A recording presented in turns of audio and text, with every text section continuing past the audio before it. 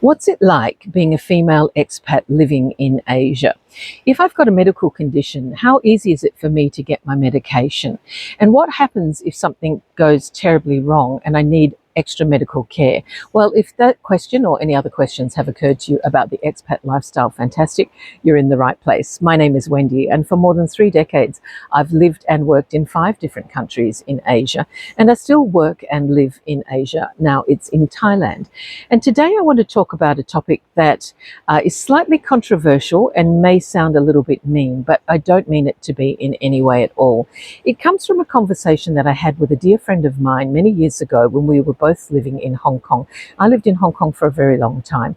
This friend is now back in her home country, but we were sitting over a couple of wines and we were talking about this idea that expats are a little bit odd. They're a little bit weird, and we knew a lot of weird and interesting people as expats ourselves, to which we both put ourselves possibly in that category. So she mentioned this thing called, she said Hong Kong was the land of broken toys, and she was referencing a movie that I'm unfamiliar with, and I still haven't watched or tried to find this movie, but it's made me think for a long time, this phrase about expats being broken toys. So I want to talk today a little bit about this idea that the people who are attracted to the expatriate lifestyle might be not, your average normal go along to get along type people. And I think that that's probably a little bit fair. Now, there's a load of reasons why people become expats.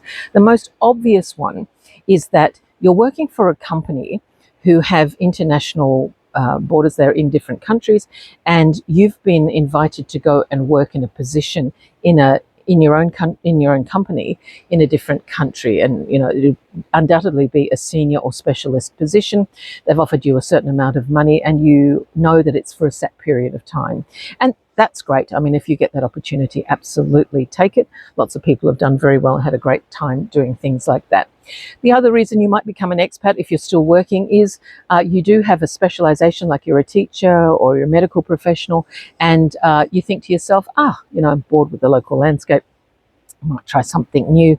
And so you actually apply for a job overseas and you get that job. And so that's great, and there again, that may be for a set period of time, or it may be, an open-ended thing, who's to say, and you're an expat, you have a fantastic time. And one day, you know that you're going to go back to your home country and you're going to settle back into what that is ubiquitously known as real life, even though this is also a real life.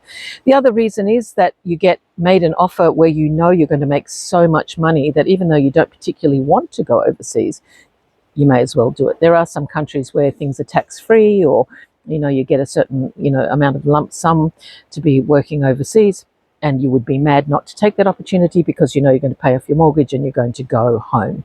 You might go as the partner of any of those people that I've just mentioned. So your partner has some kind of thing that they can do overseas, and you're going to tag along and either live a luxurious lifestyle of hanging out and going to parties, or you're going to find yourself a part-time job or something like that. You're going to get a job in the other country as well as a partnership, or you retire. So the truth is, in Asia, your buck goes a lot further than it does in your home country. If you've saved up a certain amount of money and you think, how am I going to live the next 20 years on my retirement budget? And you start looking at places in South America, or you look in Asia, you know that you're going to get a certain lifestyle. Where I live, it's a massive retirement town. And part of the reason is because of the weather that you can see behind, but also the cost of living is just so much cheaper. Your dollar is going to stretch further. So it makes sense. It makes sense. There's good medical care. You can get domestic help.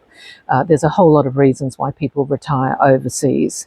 Also, maybe you're someone who works online, so it doesn't really matter where you work. You're a digi-nomad. You might not stay in one place. You might be in, Chiang Mai for 6 months and then go to Vietnam for 6 months, and you might go to all of the different places that offer digi-nomad visas, or, just working sort of slightly under the table. And your travel is your life. Maybe it's part of your work. Maybe you're a digital travel blogger or something like that. So that's fantastic. And now we're going to get to the sticky areas, and those are the reasons why some people do become expats and some people never go home. Later in the video, I want to talk about who's a migrant and who's an expat, because I think that's a really important topic. And also towards the end of the video, I will talk about the reason why I find it very difficult, and why I had no problem leaving my home country, my home countries, and why I find the idea of moving back kind of difficult for personal reasons. But let's have a look now at the people who, sorry, my alarm's going off, so I'm just going to turn it off. So the people who are kind of broken toys and leave their home country because they're not fitting in at home. And there's, again, a dozen reasons for that. Maybe the political landscape where you're living doesn't suit you, and all the people that you live near think one way politically and you think differently politically, and you just can't take it anymore. You've tried to be tolerant, you've tried to be patient, that's enough, you're getting out of there. And if you're an expat, you might not be as involved in the local political scene as you would be at home, because maybe you don't speak the language, or you're just not terribly interested in what happens in the local politics because it doesn't directly affect you in any way. So you can kind of ignore that, and you can rage at the computer at your home country from overseas and not have to deal with any of that. So that's one of the reasons. Maybe you've got a mental health issue that becomes difficult for you. And of course, be aware, the old truism is a truism for a reason, that wherever you go, there you are. So if you're trying to escape a mental health issue, you're not escaping anything, of course, because that's going to go with you wherever you are. If it's something serious enough to require serious medication, don't worry about that. You can get your medication overseas, but you're not going to kind of, not everything's not going to be wonderful and amazing and cured because you've moved to another country. That's not very realistic at all. But if you do have a mental health issue and you think, maybe I'll try somewhere else, be aware your mental health issue is coming with you, but maybe life might be a little bit easier. Certainly in a country like Thailand, where people are very tolerant, I will say that here, although Thais don't talk about mental health within their own community very successfully, and there are reasons for that. What they tend to do here is, if you have a mental illness, they'll send you to go and talk to a monk or stay in a temple, which can be effective, but not as effective as going to see a doctor. And of course, there are psychiatrists and psychologists in Thailand, but this is just my general observation, and my professional knowledge about this is that it's very difficult to find, good mental health experts in Thailand that aren't completely busy, because there's just not enough of them. They usually do speak English if you're worried about that, so you don't have to worry about that. Medical professionals in Thailand do speak English. So there's that. There's the mental health issue. And maybe it's just that you're a little bit different, you're a little bit odd.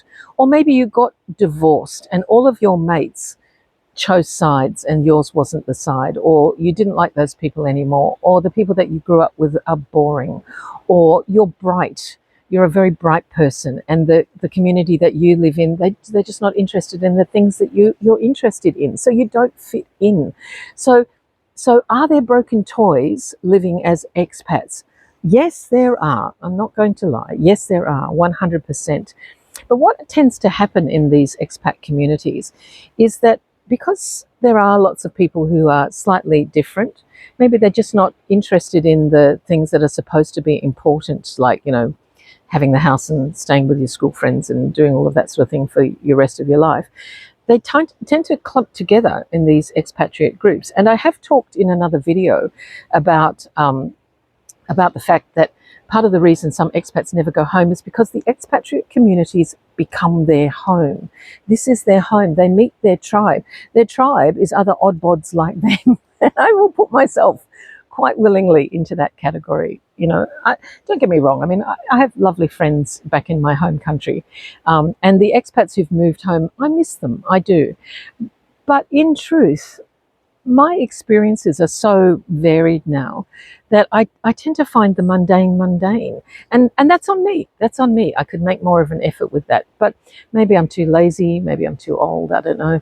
But I just sort of don't make the same effort that I would if I'd stayed in that same community all of the time. So if it is the case that you just don't fit in where you are, then perhaps, you try somewhere else and you think, oh, look, there's a whole lot of other broken toys here. I'll hang out with them.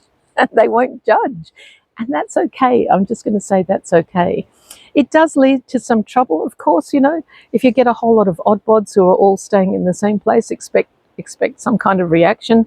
I run a pub quiz once a month, and I meet very bright people there, and some of them are weird, but then I'm weird. I accept them. I love them.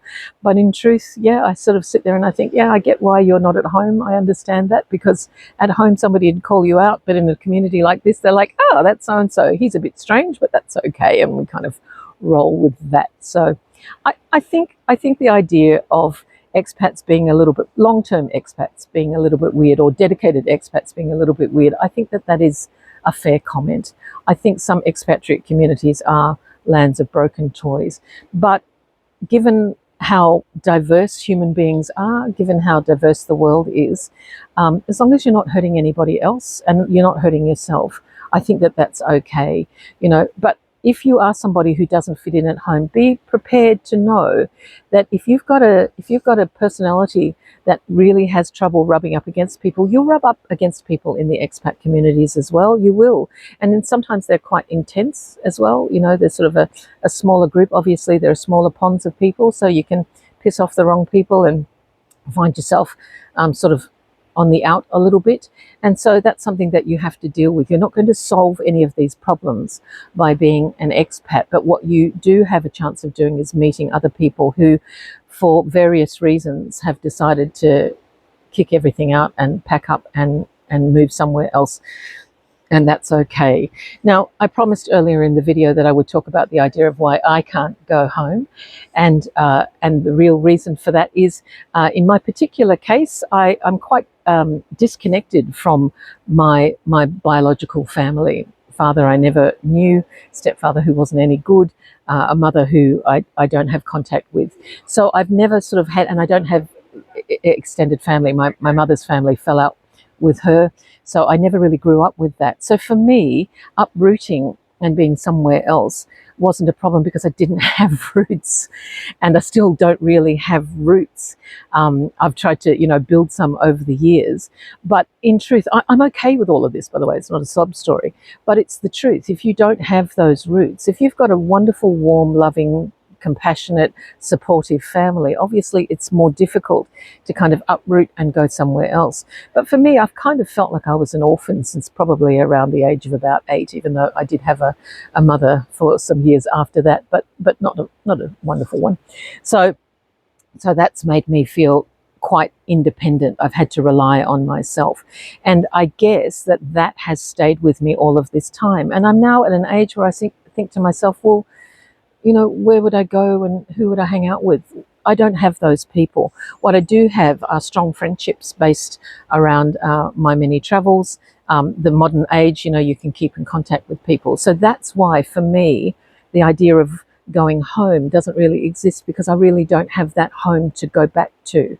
Now, that's just my situation. And as I said, I'm not telling you that to make you feel sad. I'm absolutely fine with it.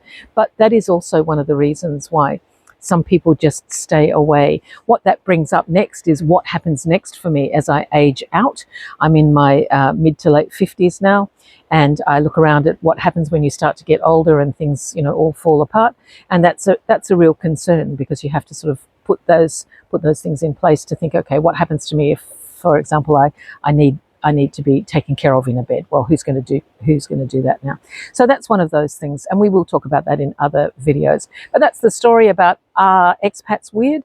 Long story short, yeah, not everybody, of course. There's loads of people who are sort of normal, but I think if you're adventurous enough to pack everything in a bag, arrive in a new country, set up bank accounts and go through all of that, find a group of people to hang out with, and you do that more than once, then I think you probably have that sense of adventure, or whatever you want to call it, that makes you a little bit different to the norm. There's 8 billion people on this planet. There's 8 billion different stories, but most people in the world tend to hang around close enough to home that they are familiar with lots of things. But if you're somebody like me who needs that anxiety and that anger that comes with trying to deal with new things, I don't know what that is in me, something that requires that kind of rock to rub against every so often, then yeah, you're probably a little bit odd.